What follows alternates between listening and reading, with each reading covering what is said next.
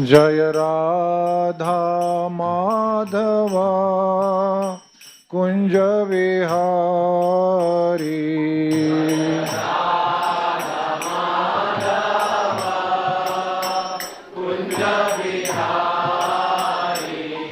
जय राधा माधवा कुंज विहारी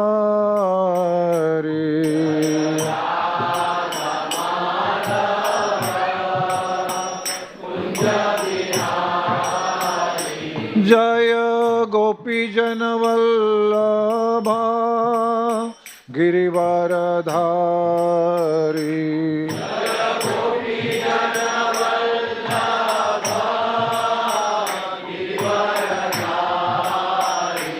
जय गोपीजन वल्लभा गिरिवरधारी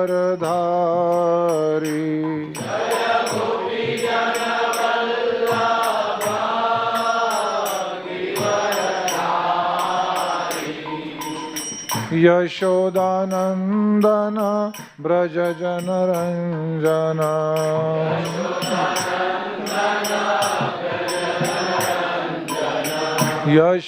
यशोदानंदन ब्रज जनरंजन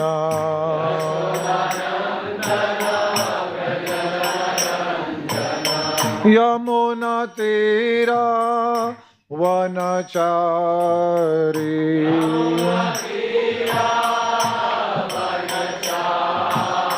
यमुना तीरा वनचारी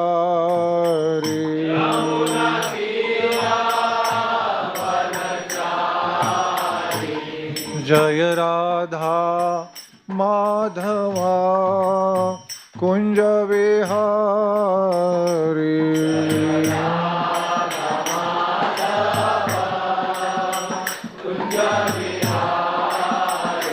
जय राधा माधवा कुंज विहारी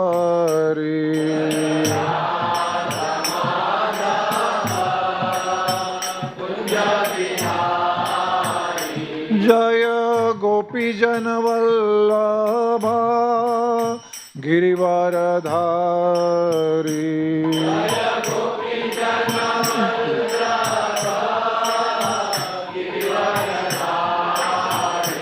जय गोपीजन वल्लभा गिरिवरधारी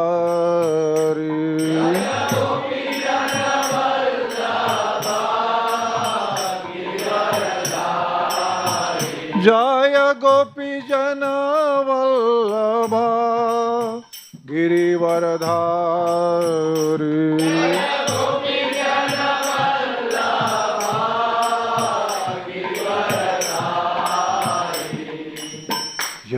यशोदानंदन ब्रज जनरंजन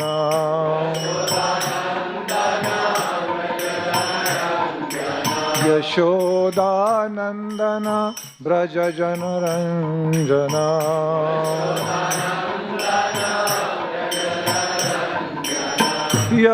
यशोदानंदन ब्रज जनरंजन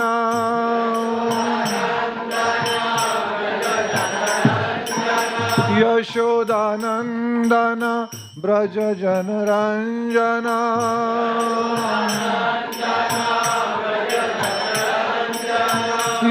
यशोदानंदन ब्रज जनरंजन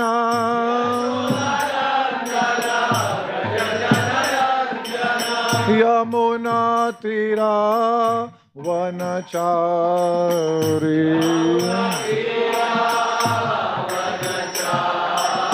यमुना तीरा वनचारी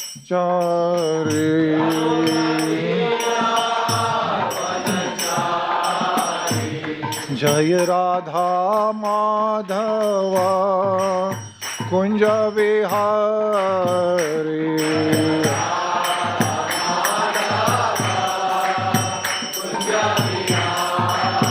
जय राधा माधवा कुंज विहारी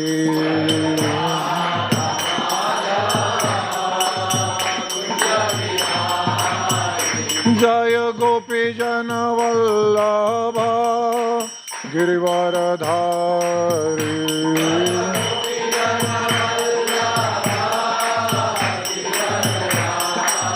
जय गोपी जन वल्लभा गिरिवरधारी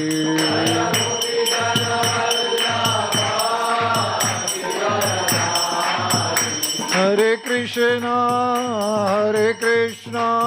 कृष्णा कृष्णा हरे हरे हरे राम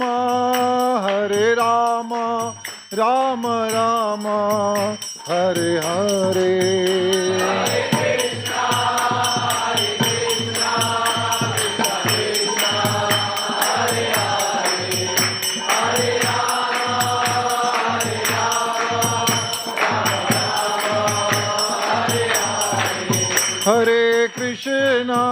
हरे कृष्णा कृष्णा कृष्णा हरे हरे हरे राम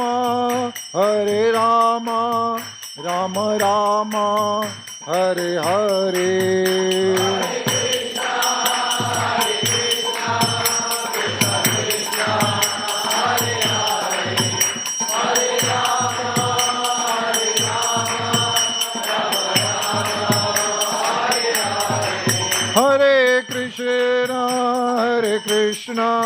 कृष्णा कृष्णा हरे हरे हरे राम राम राम हरे हरे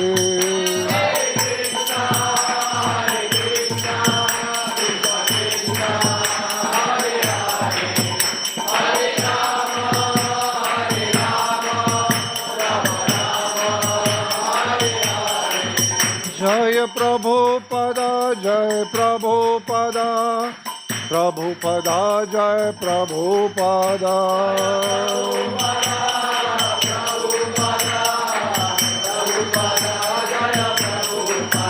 जय जय गुरुदेव गुरुदेव गुरुदेव जय जय गुरुदेव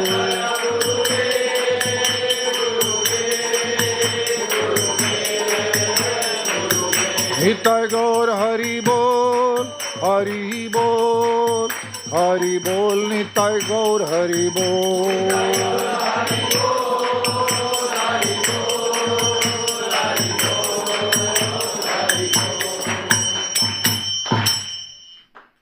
निताय गौर प्रेमानंदे श्री हरिनाम संकीर्तन की श्रील प्रभुपाद की समवेत भक्त वृंद की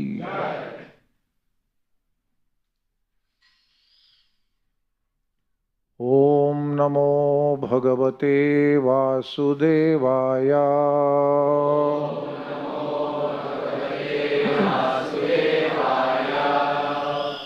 ओम नमो भगवते वासुदेवाय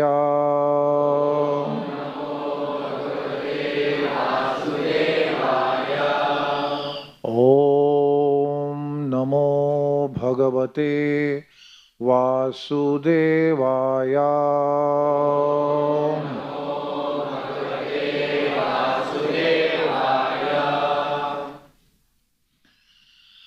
आत्मतत्व विशुद्ध्यर्थम आत्मतत्व विशुद्ध्यर्थम यदाह भगवानृतम यदाह भगवानृतम ब्रह्मणे दर्शयन् रूपम ब्रह्मणे दर्शयन् रूपम अव्यलिकवृतादृतः अव्यलिकवृतादृतः आत्मतत्त्वविशुद्ध्यर्थम् यदाह भगवानृतम् ब्रह्मणे दर्शयन् रूपम् avyalika vritadritaha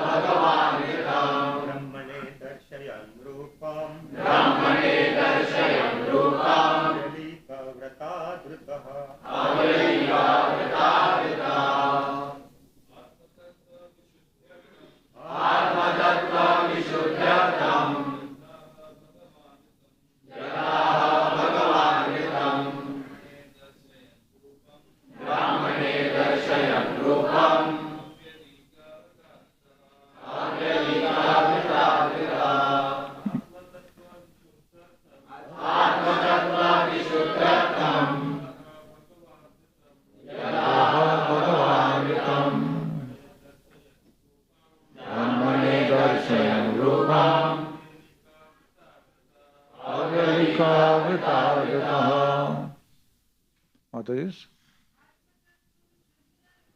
Atma-tattva vishuddhatham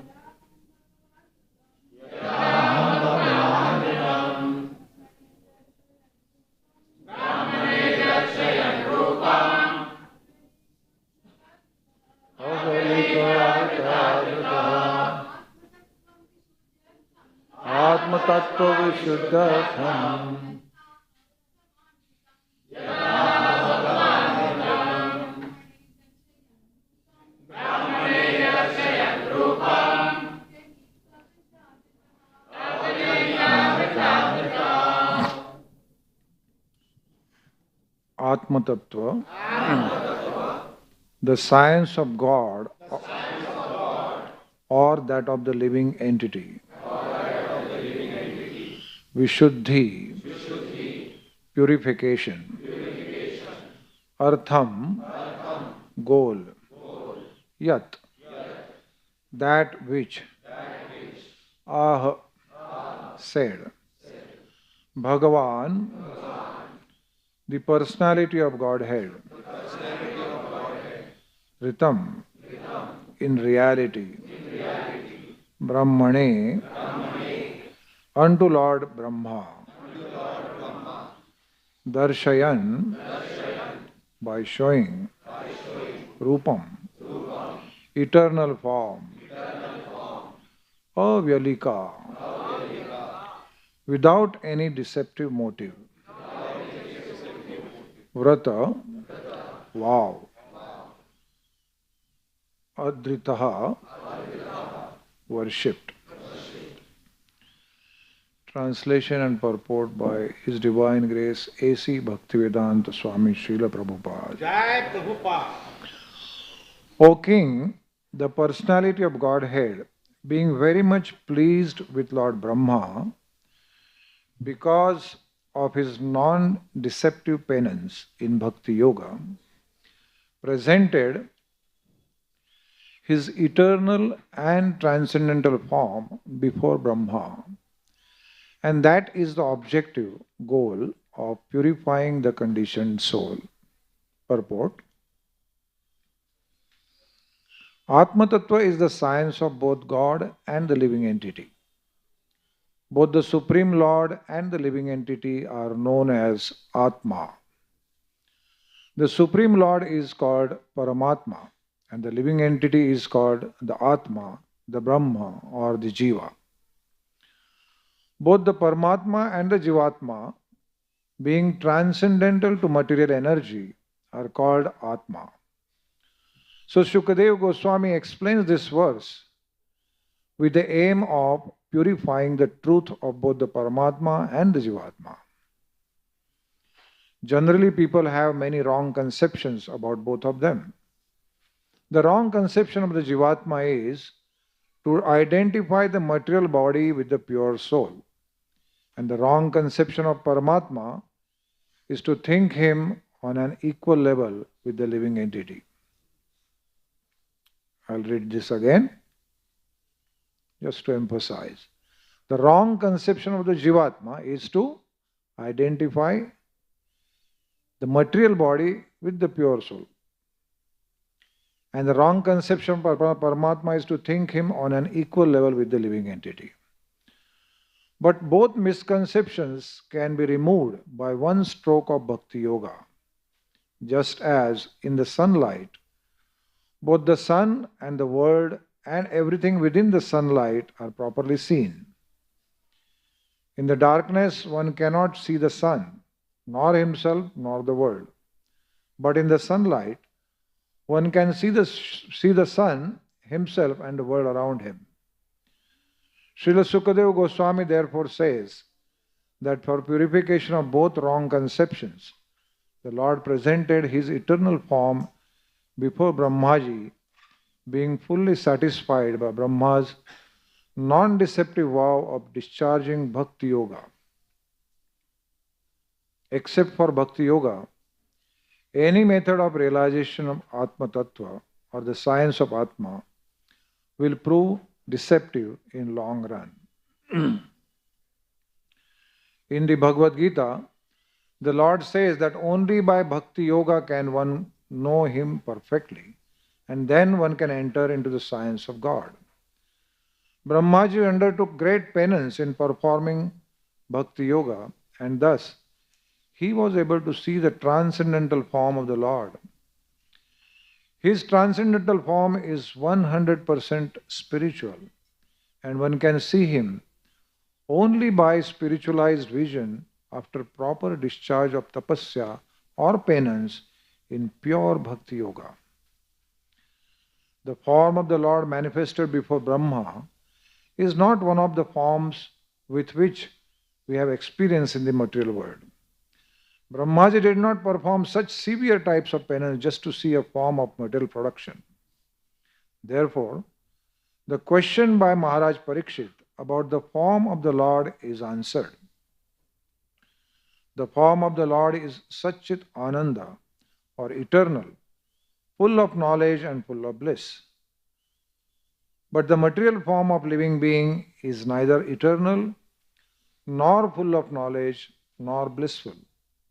That is the distinction between the form of the Lord and that of the conditioned soul. The conditioned soul, however, can regain his form of eternal knowledge and bliss simply by seeing the Lord by means of Bhakti Yoga. The summary is that due to ignorance, the conditioned soul is engaged in the temporary varieties of material forms. But the Supreme Lord has no such temporary form like the conditioned souls. He is always possessed of an eternal form of knowledge and bliss, and that is the difference between the Lord and the living entity. One can understand this difference by the process of Bhakti Yoga. Brahma was then told by the Lord the gist of Srimad Bhagavatam in 4 original verses, which is called as Chatushloki Bhagavatam. The Srimad Bhagavatam is not a creation of the mental speculators. The sound of Srimad Bhagavatam is transcendental, and the resonance of Srimad Bhagavatam is as good as that of the Vedas. Thus, the topic of Srimad Bhagavatam is a science of both the Lord and the living entity.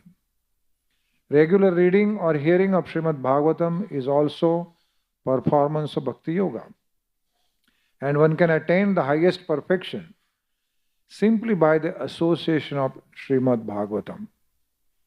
Both Shukadeva Goswami and Maharaj Parikshit attained perfection through the medium of Srimad Bhagavatam.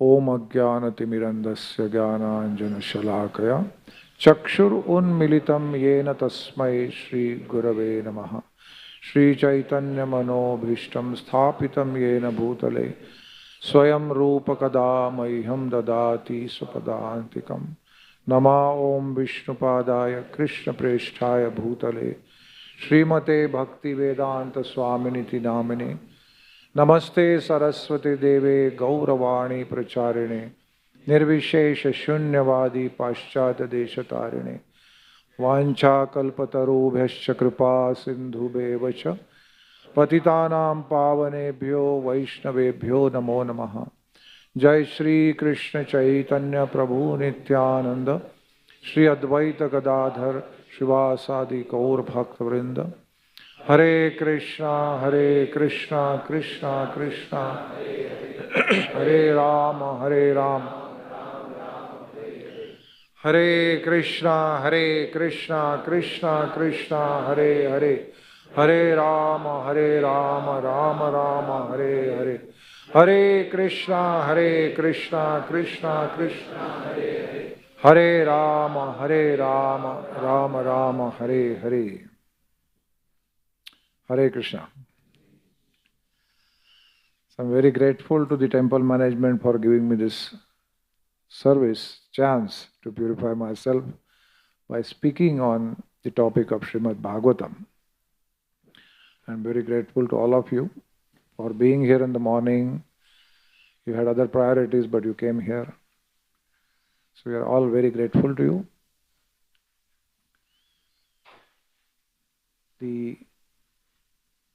Today's day is a very auspicious day. It is the day of appearance or disappearance of Sri Baladev Vidyabhushan. It's a day of Ganga Puja. It's a day of appearance of Ganga Mata Goswamini. So very wonderful people have appeared, disappeared on this day. Very auspicious. So congratulations for coming on such a wonderful day. We have a very special guest here. His guest Srivas Prabhu from Ghana. Thank you for coming. Hare Krishna. So, this is a very important verse, and a lot of things have been said in the purport and the particular verse.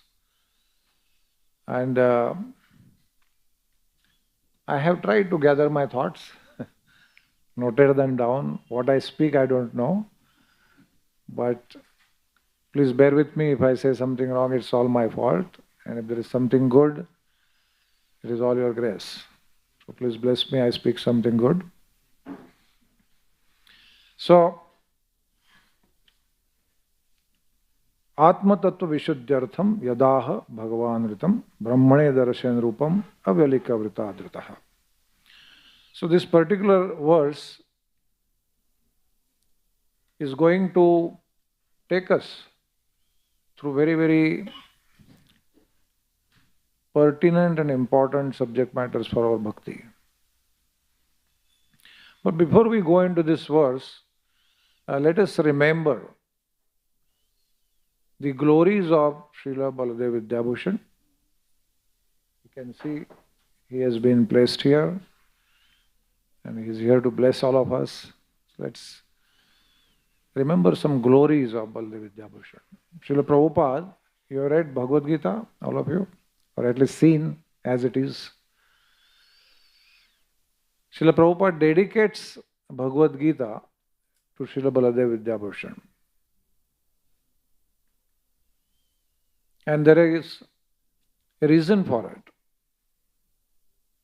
Baladev Vidyabhushan, he initially took initiation from the Madhva Sampradaya at Udupi. Later on, in Puri, he came across the Gaudiya Vaishnavas. He was very impressed by the Siddhanta of Achintya Bheda Veda Tattva. And from Puri, he went to Sri Vrindavan Dham. There, he accepted the shelter of Srila Vishwanath Chakravarti Thakur. So if you see, all our parampara system is mostly the Siksha parampara. It begins with Brahma, Narada, Vyas, like that. It goes on, Madhvacharya, etc. So Vishwanath Chakravarti Thakur would give him lessons on Gaudiya Vaishnavism. And Vishwanath Chakravarti Thakur at that time was considered the topmost Vaishnava who was living at that time. And the kings in Jaipur, they were disciples of the Gaudiya system. So they were worshipping Sri Sri Radha Govinda deity. In fact, today also if you go to Jaipur, suddenly at 5 a.m. you will see thousands of people coming to that place, suddenly, from nowhere. And they're all coming to worship, give gifts to Radha Govindji, give gifts to all the other devotees, distribute prasad, do parikrama. This is a daily routine for many people. So it is right in the center of the pink city, Jaipur. And the palace is just behind the temple, and the kings could worship Sri Sri Radha Govind directly from the palace. So, one time, the subsect of Ramanujacharya, called as Ramanandis, they came to Jaipur. And they challenged the king that where is it written that Sri Radha is to be worshipped by alongside with Krishna? Show me scriptural evidence. Who's Radha? Because they are worshippers of Lakshmi Narayan. They didn't have that knowledge. So he said, we follow the Gaudiya Vaishnavism. So they challenged again. What is this Gaudiya Vaishnava? There are only 4 Vaishnava Sampradayas. The Brahma Sampradaya, Sri Sampradaya, Rudra Sampradaya and Kumar Sampradaya. Where is this 5th one? So like that, there was a lot of challenging and in very lot of distress, because he understood that these people are powerful acharyas. I can't debate with them, I do not have that much knowledge. So therefore, he sent a word to Vrindavan, to Srila Vishwanath Chakravarti Thakur, please come and clarify these matters. I can't defend myself. At that time, Vishwanath Chakravarti Thakur was quite old and he couldn't travel to Jaipur from Vrindavan. So he sent his disciple Srila Baladev Vidyabhushan. So Baladev Vidyabhushan came to Jaipur and in front of everyone, very, very logically with emphatic scriptural evidences, he proved that Sri Radha is the internal potency of Sri Krishna. She is inseparable from Sri Krishna. So they have to be worshipped together. She is the Ladini potency of Sri Krishna. She is the feminine aspect of Sri Krishna. So naturally they did not have much to argue because he was very sound scripturally. So when you are about to be defeated, you have to take shelter of something. So they took shelter of another excuse, saying that, okay, what is your sampradaya? So then he said, it's going to Gaudiya Vaishnava Sampradaya. So, is this the 5th Sampradaya? Then he proved that it is the same Madhva Sampradaya. In fact, he was initiated in Madhva Sampradaya. But then he explained that how Madhavendra Puri had taken initiation from one Acharya called Lakshmipati Tirtha, who was the descendant of Madhvacharya. And from Madhavendra Puri, then Ishwara Puri and Sri Chaitanya Mahaprabhu. And Chaitanya Mahaprabhu, after him, the knowledge and the practice of Braja Bhakti, that got established as a very distinct phenomenon. The Achinta Bhedaveda Tattva was always there, but Sri Chaitanya Mahaprabhu established it as an irrevocable fact. No one could refute that. So all other philosophies, they could be, you can say, amalgamated in that one philosophy, Achinta Bhedaveda Tattva. And therefore, we are Brahma Madhva Gaudiya Vaishnava Sampradaya. This is what he established. It's a big establishment. So one more excuse. They said, okay, do you have a commentary on Vedanta Sutra? Then he explained that Vedanta Sutra, after the compilation of Vedanta Sutra, Vyasadeva, he himself wrote a commentary on Vedanta Sutra. That is the Bhagavat Purana, Srimad Bhagavatam. So we don't find any need to write any other commentary. So therefore all our acharyas, whether it is Sridhar Swami or all our Goswamis, they have never written any commentary on Vedanta Sutra. But they said, no, you must have a commentary on Vedanta Sutra to be authentic sampradaya. So then, inspired by the Lord from within, he said, yes, we have. So he didn't have. Because he had to make sure that the people are defeated so that Radha and Krishna are worshipped together. So then they were taken aback. He said, okay, produce it. He said, give me some time. It takes time to travel and bring it. So he didn't travel anywhere. In the night, he just went to Shri Radha Govinda Dev, started praying, crying. What is happening? Why are you doing this? I do not have any commentary on Vedanta Sutra, but I have said we have. Now you tell me what to do. So like that he cried and went and took rest. And in the dream, Sri Govinda Dev came and he said, don't worry, start writing. I'll dictate, you write. So then he went to one nearby village called as Galta. And there, he started writing as Govinda Dev was dictating. And within a short time, full commentary on Vedanta Sutra was ready with him. And they were expecting that he will never come back. And within few days, within I think 17 or 18 days, he came back to the Ramanandis and showed them his commentary on Vedanta Sutra. And he entitled it Govinda Bhasya, because he said, it's not my commentary. Govinda has personally dictated everything, so that is Govinda Bhasya. So that's what Srila Prabhupada says in the introduction of Gita, that this Bhagavad Gita is dedicated to Baldev Vijayabhishan, who wrote the commentary on Vedanta Sutra called as Govinda Bhasya. That's how, since then, no one could challenge the worship of Radha Krishna. Today, all of us, we see Radha Krishna deities everywhere. But that's what the beginning. So we can understand how important was the contribution of Srila Baladev Vidyabhushan to our sampradaya, to the Gaudiya Vaishnava sampradaya, to establish it as an authentic sampradaya and to establish the worship of Radha Krishna as very authentic. So today is the disappearance day of Baladev Vidyabhushan.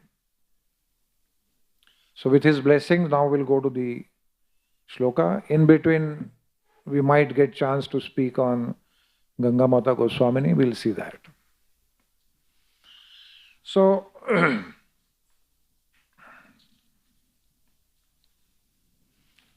obviously today is Ganga Puja also. So, worshiping Ganga, you're from Rishikesh. So, Haridwar, Rishikesh, beautiful Ganga Aarti takes place every evening. But today is a special day of worshipping Ganga.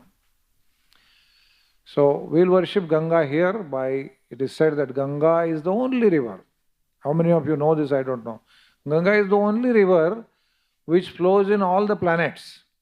Generally rivers, they flow in a country or a small place. This is the only river which flows interplanetary. So Ganga, when she is flowing in the upper planetary system, she is known as Alaknanda. Then she comes to earth and she is known as Bhagirathi. Then she goes down, lower planetary system, it is called as Bhogavati. Same river. And where does she start? She starts from the small hole created by Vamandev's toenail when he expanded as Trivikrama or Rukrama and conquered all the three planetary systems from Bali Maharaj. At that time, few drops of the causal ocean, they came down, and that is Ganga. So just like Ganga purifies all the three planetary systems, it is said the Bhagavad Katha, the discussions on the topics of God and His devotees, that is also just like Ganga and purifies three kinds of people. The one who speaks, the one who is questioning or is inquisitive about hearing, and in people in general who are around, or even people, or not people, but even Jivatmas, somebody, maybe mosquito or a fly, they can also get purified by. So that is the power of Ganga and the Ganga Bhagavad Katha. So we are fortunate to be part of this Ganga. We are taking bath in that Ganga.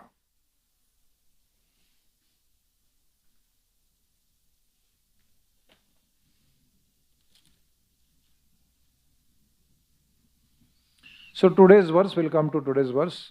Atma Tattva Vishuddhyartham. O King, the personality of Godhead being very much pleased with Lord Brahma because of his non-deceptive penance in Bhakti Yoga, presented his eternal and transcendental form before Brahma, and that is the objective goal of purifying the conditioned soul. So this particular verse is talking of main three subjects. The first is the truth. What is truth? That's what we want to know, the truth. What is purified truth? That means the essence of even that truth.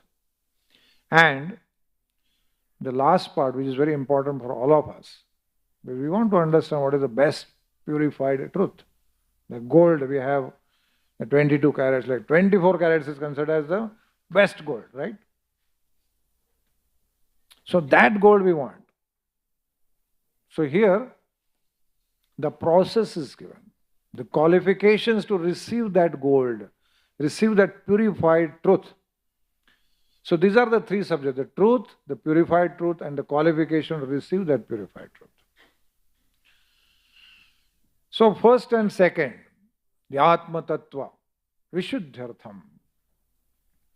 So Prabhupada is talking here that this is the science of God and the living entity both, Atma Tattva. And very interesting comment he is making, that Srila Shukadeva Goswami, with the goal of purifying the truth. Now truth, pure घी, उसको और क्या pure कर सकते? Gold, can you purify further? But there is a gradation.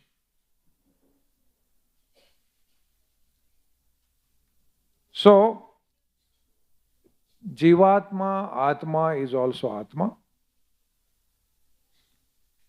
God is also Atma, he is a Paramatma, the Supreme Atma.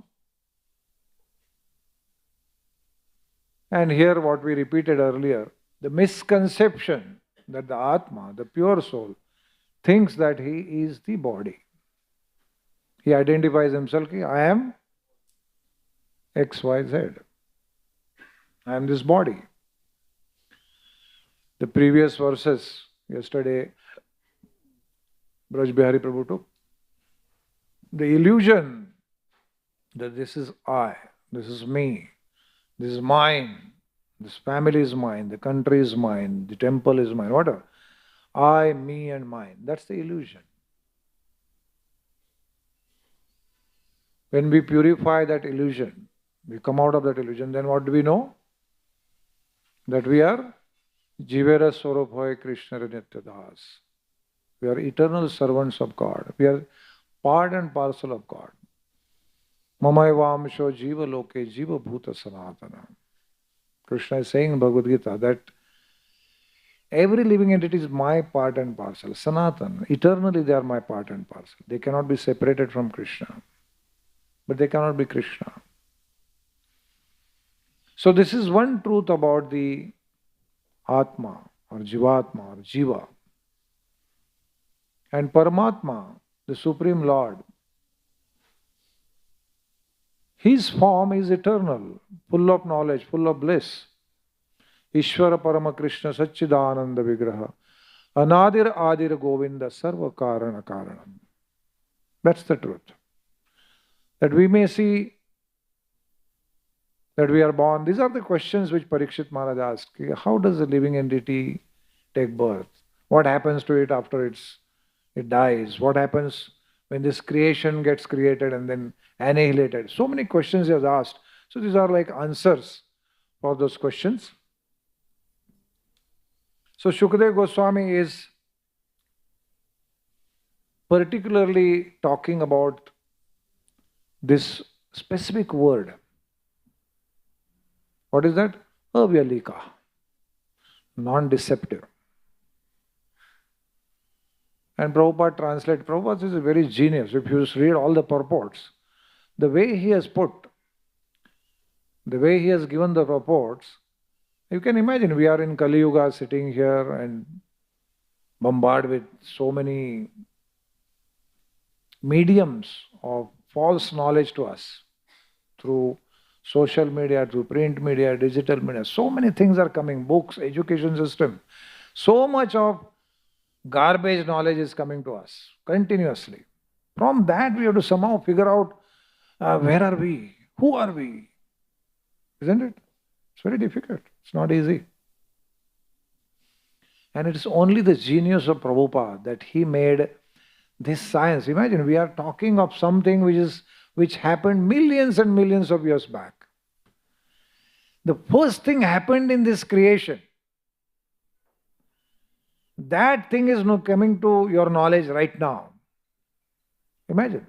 Brahma is sitting, Brahma doesn't know where he is, who he is, what he's supposed to do. Just looking here and there. Doesn't know what's going on. He's confused. Brahma is confused.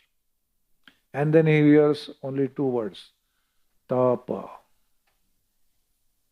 In the Bible it is said, in the beginning was the Word and the Word was God. What is that? In the beginning was the Word and Word was God.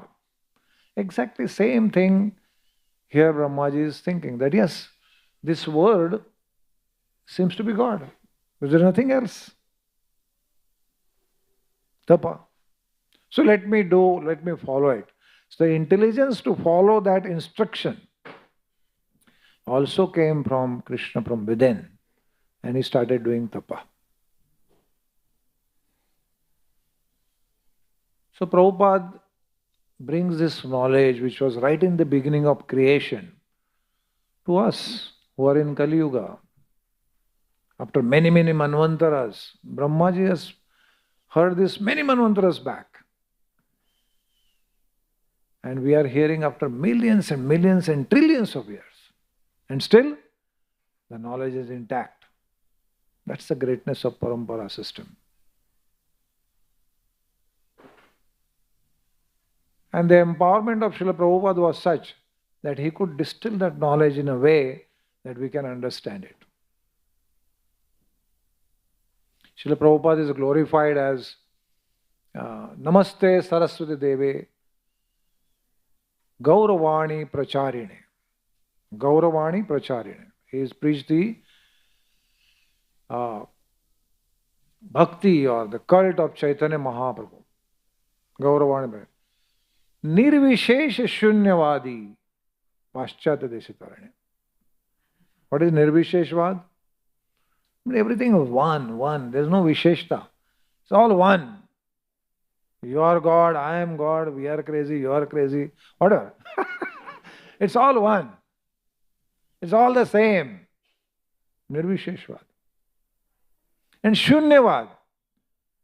That means you become so frustrated that ultimately says nothing is existence. Everything is zero. This world is zero, I am zero, everything is zero. Prabhupada saved us from this Nirvisheshvad, Shunyavad. And he said, no, there is another Shunyavad which is existing, transcendental Shunyavad. What is that transcendental Shunyavad? Shunyaitam Jagat Sarvam Govinda Virahenime. This word is actually Shunya if Govinda is not connected to it. If I cannot see Govinda in this word, then this word is Shunya. Otherwise it is very real. Prabhupada actually challenged. Why are you saying this word is not real? It's real. Krishna is real. Anything which is created by Krishna's energy is also real. So this world is real. We accept it as real, but it is temporary. It is illusory. So Prabhupada actually gave a transcendental shunyavad. Shunyaitam jagat sarvam govinda virahirme. That this word is shunya if Krishna is not connected. If you remove Krishna from this creation, it is shunya, it is zero. There is another aspect to this transcendental shunyavad of Prabhupada. What is that? He said, if you want to understand this, how shunyaitam jagat sarvam, then you have to have anyabhilashita shunyam, jnana karmadi anavritam. Your abhilasha, what is this actually word? It's a product of our desires. We create everything by our desires. Whatever we think right now, whatever we are thinking, moment by moment we are creating our next world. The desires, they are categorized by Krishna in 84 lakh ways. There is a classification. In that also there are smaller permutation combinations. And that's how we get 84 lakh species. They are nothing else but they are representing various kinds of desires. What are those desires? Material desires. To be separate from Krishna. To be separate enjoyer from Krishna. So, Prabhupada gave us this. Anya bilashita shunyam. Do not keep any other abhilasha. Make it shunya. But you have one abhilasha. What is that? What is that? Anya bilashita shunyam jnana karmadi anavritam.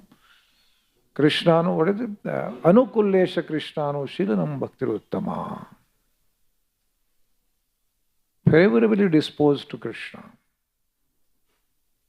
And in this way, we can perform the best form of bhakti. So the only desire is for a devotee, how I can be anukul to Krishna's desire. Anukulena Krishnanu. Of course, sometimes even in bhakti, we may have this problem that we understand, yes, this is perfect, anya abhilashatu shunyam, but let it be not Krishnanu shilanam. Let it be Madhavananda Swimswalanam. That means it is anukul to me. Let me serve Krishna as per my anukulta. That is also obstacle. It's very common. But we want Krishna consciousness. We want Krishna's love. We want to do bhakti. But how do we want to do? The way I want. So Prabhupada has given us this wonderful purports, and in this purport particularly he has brought out this point of non-deceptive bhakti yoga.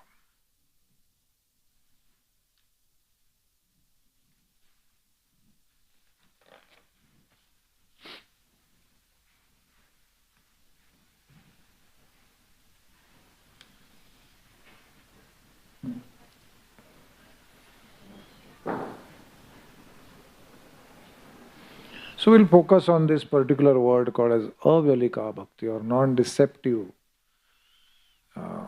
bhakti yoga. Deception, you understand what is deception?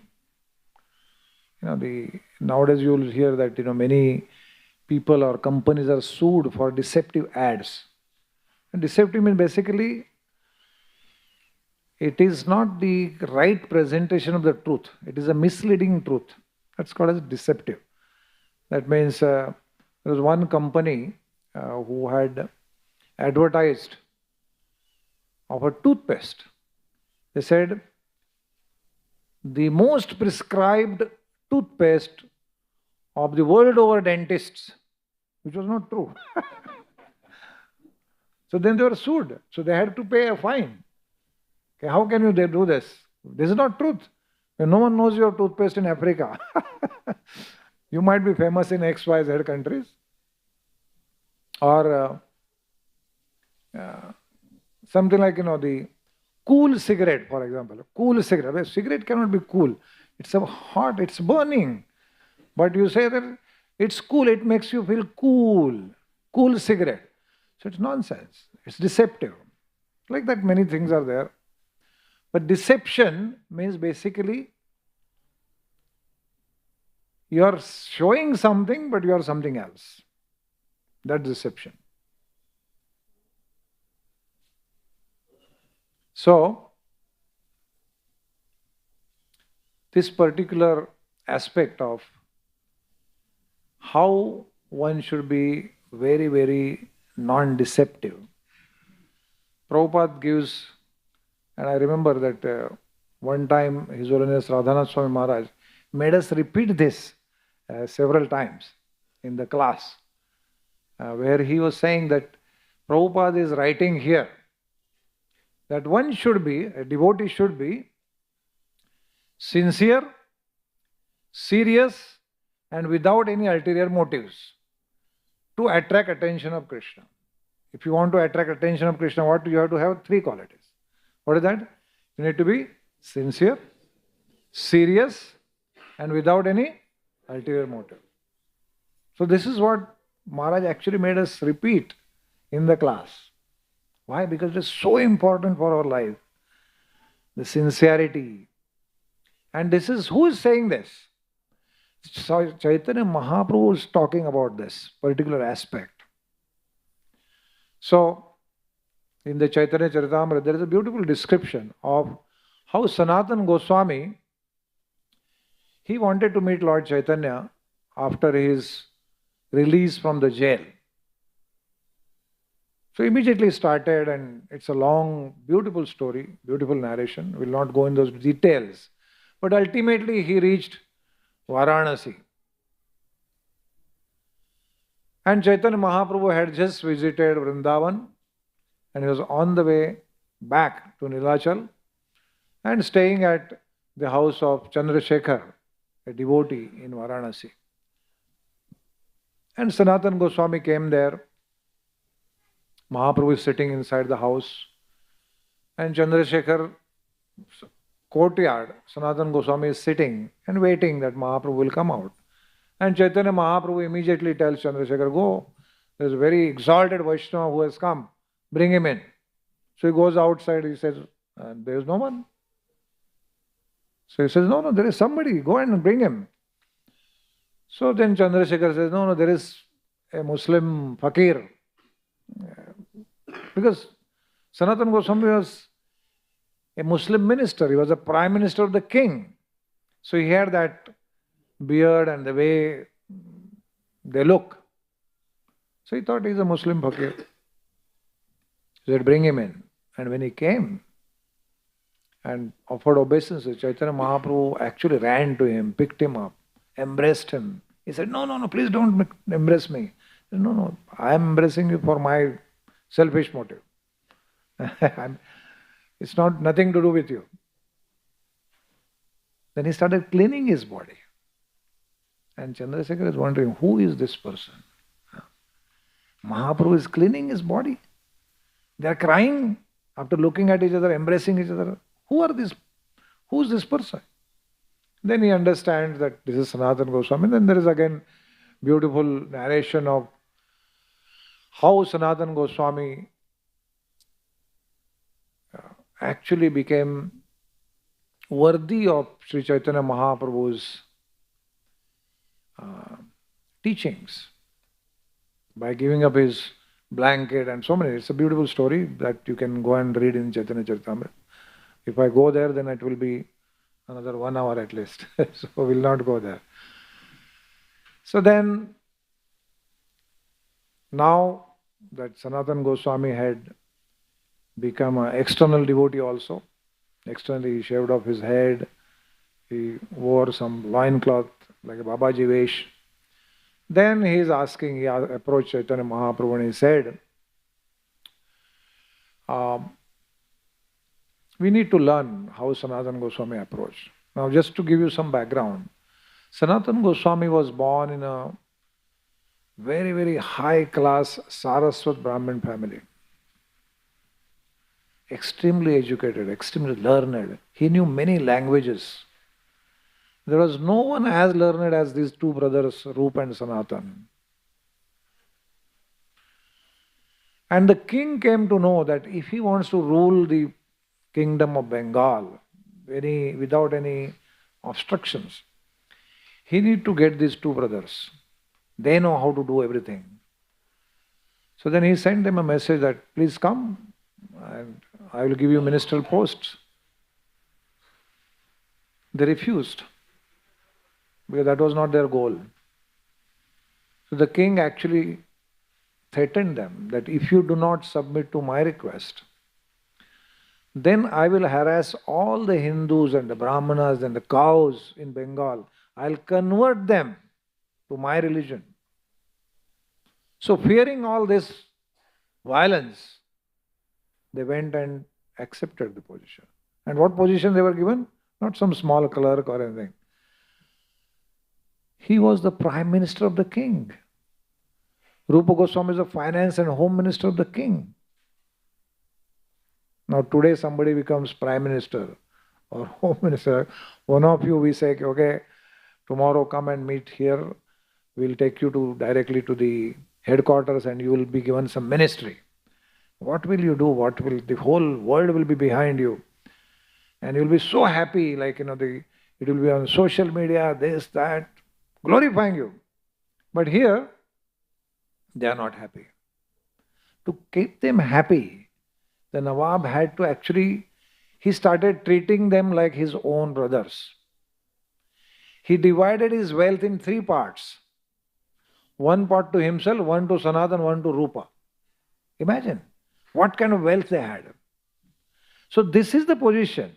And even in that position, it was not that Sanatan was enjoying that. He was miserable. He didn't want to enjoy that kind of riches. So what they did is, they utilized all the money to create new Vrindavan in their palaces. So there was a Vrindavan, there was Govardhan, Radha Kund, Sham Kund, Yamuna, like how we have the Govardhan Eco village. Every palace had a Govardhan Eco village. That's how it was. And daily many Brahmanas, Pandits, from long distance they would come to discuss Srimad Bhagavatam with Sanatan Goswami. Now, that is his caliber. Now this caliber person is going to Chaitanya Mahaprabhu and saying, now that you have liberated me by your mercy, I have some questions. I don't know who am I. Please tell me, who am I? I don't know why I am suffering. People in general, they think that I am a great scholar. And I am such a fool that I also think that I am a scholar. So please instruct me. I do not know even how to ask a question. What is saying? I don't even know how to ask the right question. Please instruct me whatever is beneficial for me. And of course, Mahaprabhu says, Sanatan, you are so exalted. You know everything. But just to maintain an etiquette of sadhu, it is the etiquette of the sadhu that they will ask questions. They will hear. Even though they know the same leela, they will hear. They will hear from a new devotee to get a flavor which they have never heard. Because every devotee has its own flavor of a particular leela. The leela will manifest in a different way in a different devotee's heart. So as an etiquette you are asking me, but because you are asking me, it is my duty to tell you. And in this way, Chaitanya Mahaprabhu instructs him for 2 months continuously in Varanasi. And Sanatan Goswami, he has heard everything. And at the end he says, I am so grateful. Now you please bless me that whatever knowledge you have given me is retained in my heart and I can reproduce it as per your order. So please bless me. So Mahaprabhu blesses him. Krishna has blessed you. Do not worry. You will be able to reproduce, write books. So like that he gives him a life's mission. And at the end, Sanatan Goswami says that I have some desire. Previously, you had explained Atmarama verse of Srimad Bhagavatam to Sarvam Bhattacharya in 18 different ways. This is what I have heard. I want to hear those explanations. Mahaprabhu says, I don't remember what I said. I really don't know what I said. Sarum Bhattacharya is a madman. I am also a madman. So what we spoke, we don't know. But because by your association, if I can recollect something, I may say something. And in this way, he began to explain the Atmaram verse.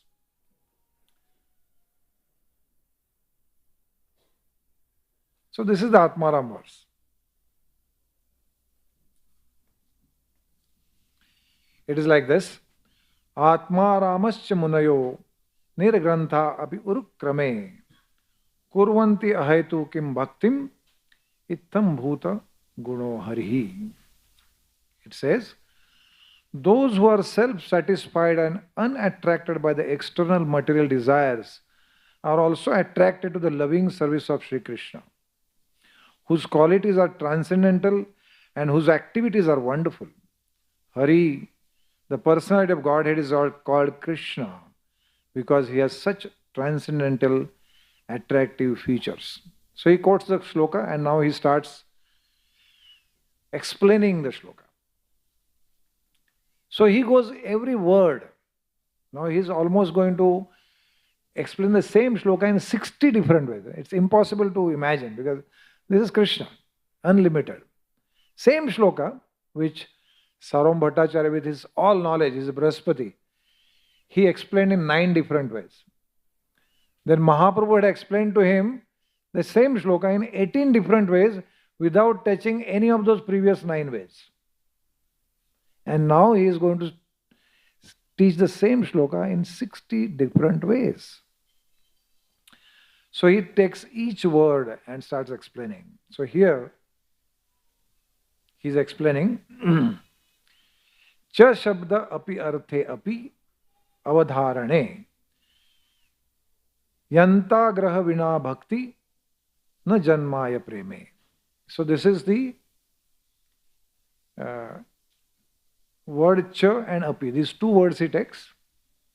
Atmaramas cha manuyo. So cha and api, these 2 words.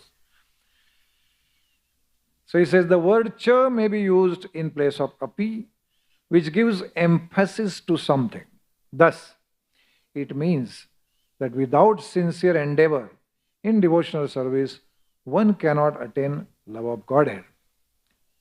Devotional perfection is very difficult to attain for 2 reasons.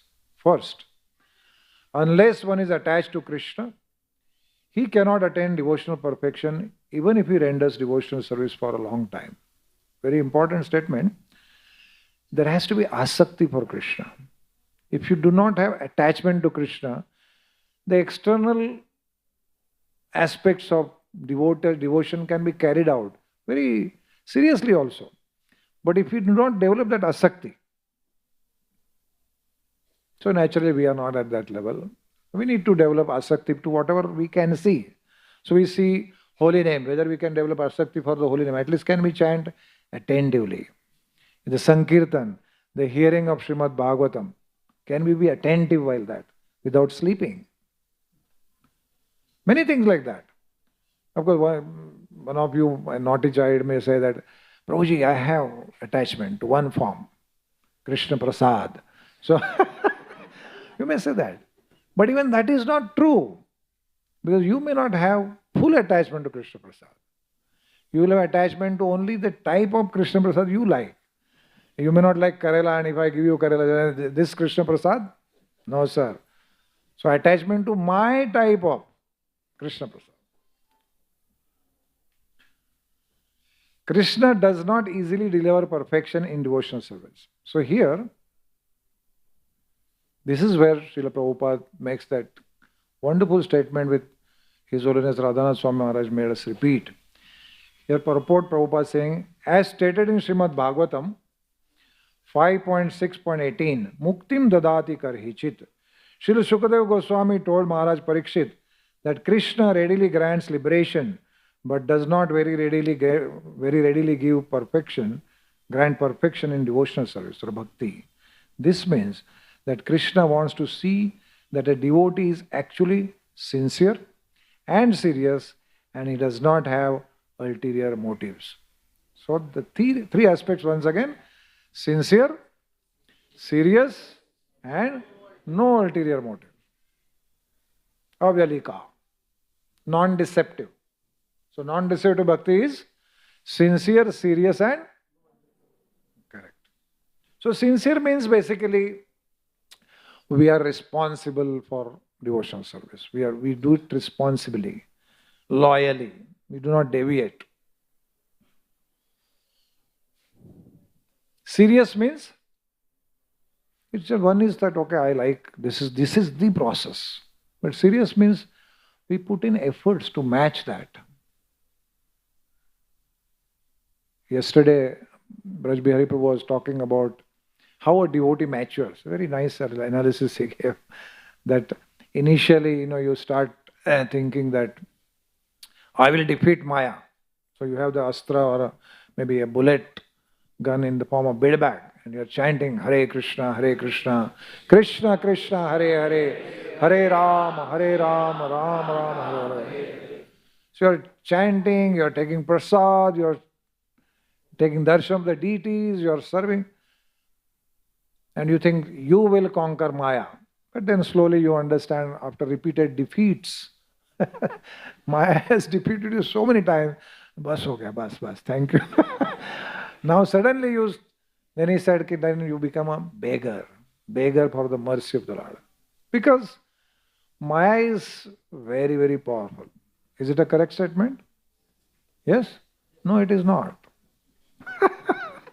Maya is very, very powerful is a very understatement. Maya is all powerful. See, Maya is not just powerful or little more powerful than you, or she's all powerful. She's as powerful as Krishna. There is no one else as powerful as Maya except Krishna. Imagine, she's on the second number, runners up. First is Krishna, then it's Maya. So what chance do we have? So he was talking about how we slowly come to the consciousness of being a beggar for the mercy of Krishna, Vaishnavas, the holy name. And that makes you a fantastic soldier. A soldier who's a beggar is the right soldier. Then he gave example of Maharaj Pratap Rudra. He was a warrior. But when he took that consciousness, what is peculiar about beggar? He took that consciousness of the beggar. What is beggar? Beggar is very simple. Right? He's like, he has bare minimum things, bare minimum clothes. He's simple. So, a devotee, for being, you can say, to attract attention of Krishna, he has to wear an ornament, a jewel necklace of the quality of simplicity. When you have deceptive nature, ulterior motives away from Krishna, what will you do? You will do external devotion. His Holiness Haldar Swami Maharaj was giving a lecture here. He was talking about Hiranyakashipu's devotion. How was it? Very deceptive. He actually cried when he saw Brahma. He had tears. His voice was choked up. He couldn't speak. He was so happy to see Brahma. But what was the nature of his demands? Very deceptive. I want to kill Vishnu. I want to conquer everything. I want to conquer Brahmaloka. This is deceptive. Ravana also did that. Ravana worshipped Shiva. He was just cutting off his heads. Shiva was not coming. She was cutting off his head. 1, 2, 3, 9 heads were cut off. Still Shiva did not have a 10th. Shiva did not want to be the cause of his death. So he came. But what did he ask? I want Parvati. Imagine. Ravana, he's thinking that this is my work. This is deceptive. So opposite of deception, or opposite of duplicity, is the simplicity. The devotee remembers a very simple truth. What is that? Which is said in the beginning of the purport, that I am an insignificant part and parcel of Krishna. My original nature is to be servant of Krishna. Jivera Swarupa Krishna Nitya Das. If we are in that consciousness, the simplest consciousness of a beggar, that I do not have any strength to fight this Maya. So do I give up? What do I do? Being serious means I will not give up the fight. I am not going to give up the fight. It's a war. Many times, we, after getting defeated by Maya, we adjust with Maya. But okay, thodi Maya, thoda Krishna, chalega. Krishna is an autocrat. He doesn't want. Anya abhilashita shunyam. No other desire. I am the only goal. So that quality is the quality of simplicity. And devotee must possess this by all means. That simplicity is the ornament which will attract the attention of Krishna. There is a beautiful pastime about Lord Ram.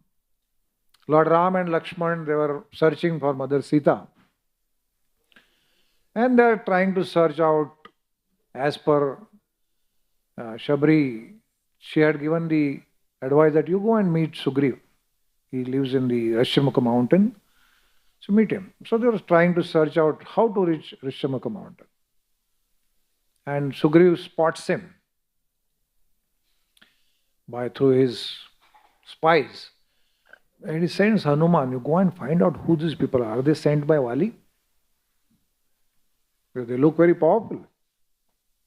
So Hanuman comes in a dress or in a disguise of a Bhikshuk Brahmana. So he's roaming around and said, what do you want? So we are so happy to see you. We thought we will not meet anyone here. We want to go to Maharaj Sugriv. And then Hanuman starts speaking to them. And Ram is so impressed. Wow, what language, what sweetness, flawless. So he takes Lakshman aside and says, have you realized what kind of personality is this? Look at his sentences. Look at his Vyakaran. Perfect meter. Everything is perfect. This person must be a great person. So like that. And then Hanuman is questioning them who they are. And the first question Ram asks him, he asks Hanuman, you are like a bhikshuk. It's very surprising that a bhikshuk has a diamond necklace in his around his neck. What is this? How come diamond necklace on a bhikshuk? So basically he exposes his deception. The fact was that in childhood, Hanumanji had received many blessings from many gifts from many people. So at that time, Brahmaji had given him a special diamond necklace, which was invisible. No one could see it. He said, the moment somebody sees your necklace, you should know that is your eternal master. So Hanuman immediately understands, oh, I made a big mistake trying to deceive this person who's my master. Brahmaji had told me that one who spots your necklace, and that was the first question Ram asked him, what is a diamond necklace doing in your neck? You are supposed to be a bhikshuk. Then he surrenders. So that invisible, wonderful diamond necklace, a jewel necklace, is the necklace of simplicity to attract attention of Lord Ram. Ram can spot, oh, this is my servant. So that is the glory of a simple devotee. He is never in confusion. Because his simple understanding is Krishna is everything. Krishna is the master of Maya. Krishna is the master of mind. And I need to surrender I will never be able to defeat Maya, but if I take shelter of Krishna, Krishna will manage that Maya. It's simple truth. Srila Prabhupada, he was questioned by a reporter. Swamiji, show us your mystic power. Because the gurus and the yogis who would go to America, they would show some mystic powers, creating some rudraksha or some ash or something like that. The Prabhupada said, we are not mystics. We don't walk in mist. We are very clear. Our vision is extremely clear. We don't walk in mist. He turned the whole thing around. So devotee is clarity because of his simplicity, that I am simply servant of Krishna.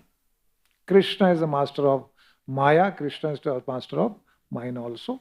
And therefore, if I take shelter of Krishna through Bhakti Yoga, non-deceptive Bhakti Yoga, then Krishna will protect.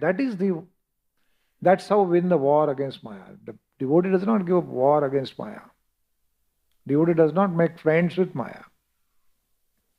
In fact, if we think that we can exist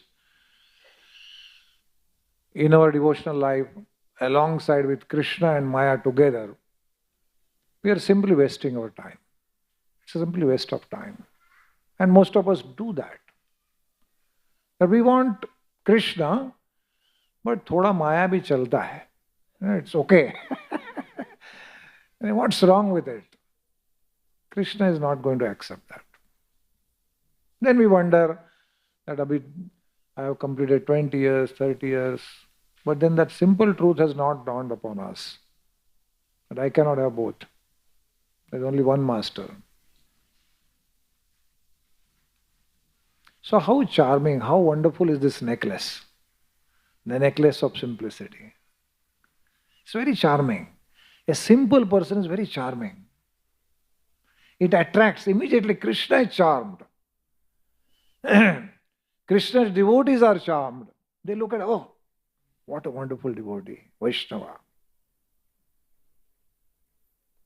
I'll take another 5 to 7 minutes. In the Srimad Bhagavatam, there is the episode of Samudra Manthan. And after Samudra Manthan, the nectar comes out, Amrit. And all the demigods are given Amrit by Mohini Murti. And then the demigods defeat, practically kill all the demons. And in that, Bali Maharaj was severely wounded. He became almost dead. And many people died actually. But then later on, those who had still limbs and heads, their guru, Shukracharya, he knew some art of Sanjivani, and by those mantras, he brought them back to life. So Bali Maharaj, when he awoke in front of Shukracharya, he became so obliged that because of this Brahmana, I am alive today. So with all his heart, all sincerity, he started worshipping the Brahmanas. And because of that, he became so powerful that even though the demigods had drunk nectar, when he charged on the Indraloka, and Indra and the demigods, when they saw his effulgence, the power, they immediately became so afraid they just left their planet. They just left without a fight. Imagine what kind of teja he had, what kind of prowess he had by serving Brahmanas. So then, because they were bereft of their home, their mother, she requested her husband Kashyapa that please do something about this. I need a son who can help them. And then he told her a particular vrata, Prayovrata, and at the end of the Prayovrata, Lord Hari, Lord Krishna, Lord Vishnu, he appeared in the four-arm form. And then again as a small child, called as Vamana. So this Vamana, he understood that on the northern bank of Narmada, in a place called as Bhrukacha, today's Bharuch. You heard Bharuch? Bharuch is in Gujarat. So that Bhrukacha. That's where Bali Maharaj was performing another yajna called as Vishwajit. That means he can conquer the whole world. So he goes there. And as soon as he enters in, now Bali Maharaj, we have just discussed how powerful and brilliant and effulgent he was. And all the Brahmanas, they were ascetics, very effulgent people. But as soon as Vaman Dev, a small dwarf boy, he walked in, all the Brahmanas, Bali Maharaj, they became like the stars in the daylight. Like when the sunshine comes out, stars have no value. Moon has no value. So their whole tejas faded. All of them, they suddenly got up in front of this small boy. They did not know why they are getting up. But the influence was such that they just got up. And he just walked in coolly. And Bali Maharaj asked him, "Oh Brahmana boy, what can I do for you? We are so happy that you have come. You have made this whole Yajnasthali very, very auspicious by your presence. Please tell me what I can do for you." He says, "Just give me 3 steps of land." And Bali Maharaj said, "Do you know whom you are asking?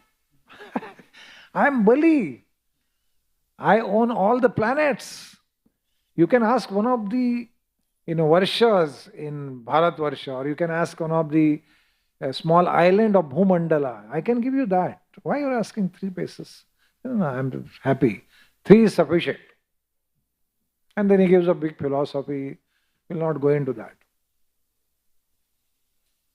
So he says, "All right, whatever you desire, I'll give you." And his wife, Vindhyavali, she brings a very golden pitcher from where to water, give the water for,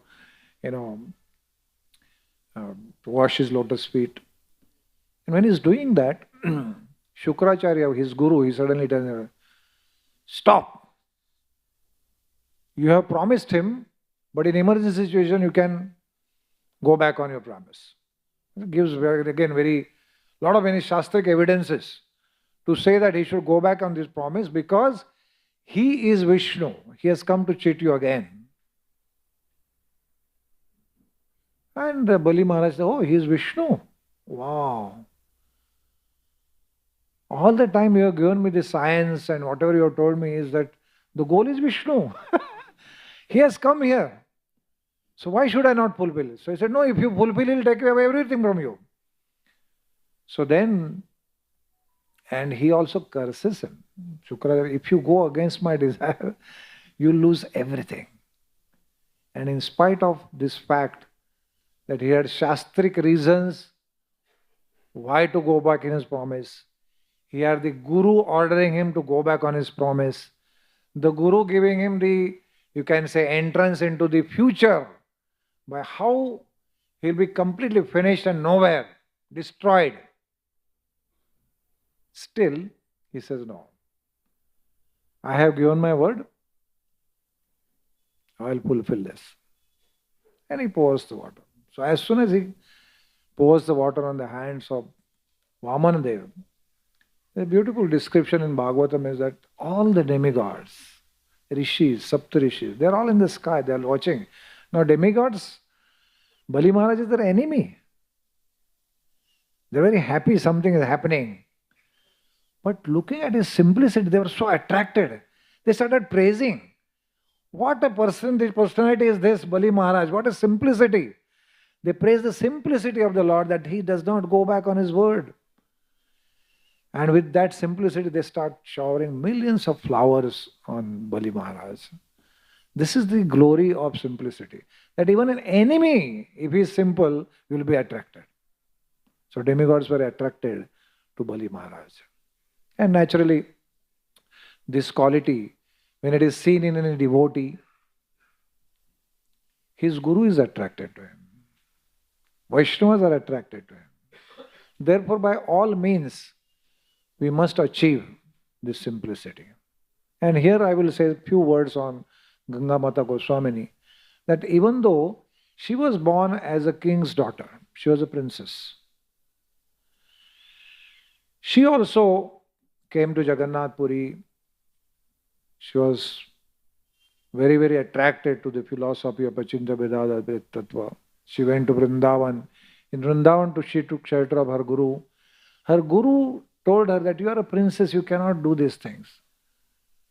Just be happy with what you have. But she took all possible austerities, all possible, you can say, vratas, to prove that her desire was pure. Anya bilashita shunyam. And with that simplicity of a person who was of the caliber of princess, she attracted the heart of her guru. And the guru blessed her. And what was the blessing? She became such a great personality that in our sampradaya there were very few gurus who were ladies. One of them was Janava Mata, who was the wife of Nityananda Prabhu. She was Acharya. All the Goswamis, Rup, Sanatan, Raghunath Bhatta, Raghunath Das Goswami, Krishnadas Kaviraj, they took shelter of her.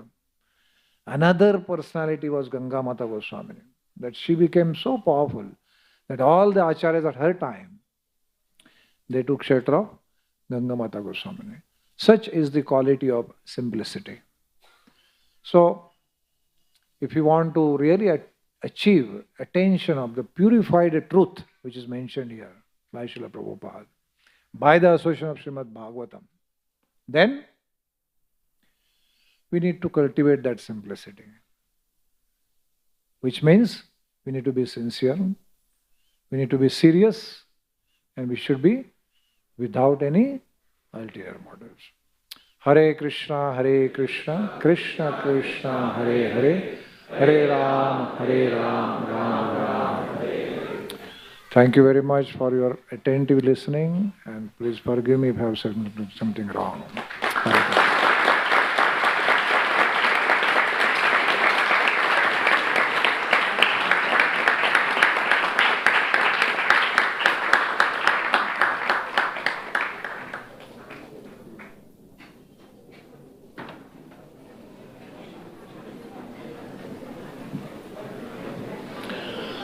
We will be having kirtan now.